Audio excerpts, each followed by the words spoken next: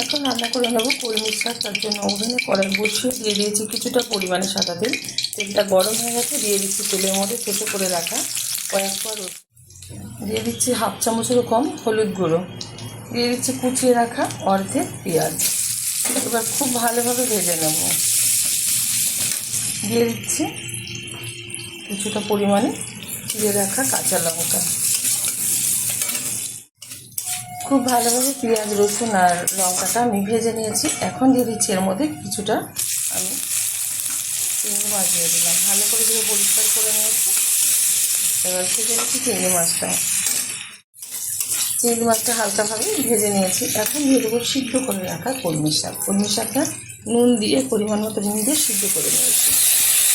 আর এখানে কিন্তু একটু জল জল ভাব রয়েছে, আমি একটু ঝোল ঝোল টাইপের বানিয়ে নেব, পুরো শুকাবো না। কলমি শাকটা দিয়ে দিচ্ছি স্বাদ মতো চিনি। খুব ভালোভাবে হাই আছে ফুটিয়ে নেবো। আমার এই রেসিপি যদি আপনাদের ভালো লেগে থাকে, আপনারা অবশ্যই আমার চ্যানেলকে সাবস্ক্রাইব করবেন, লাইক করবেন, শেয়ার করবেন। আর এরকমভাবে একবার কলমি শাক রান্না করে খেয়ে দেবেন, আশা করি ভীষণ ভালো লাগবে। হাই আছে ফুটিয়ে নিচ্ছি। কলমি শাকটা কিন্তু হয়ে গেছে, আমি একটু ঝোল ঝোলভাবেই রাখলাম। এরকম কিন্তু গরম ভাতের সাথে ভীষণ ভালো লাগবে।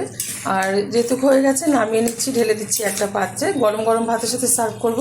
আপনারা অবশ্যই এরকম একটা রেসিপি ট্রাই করবেন, আশা করি ভালো লাগবে।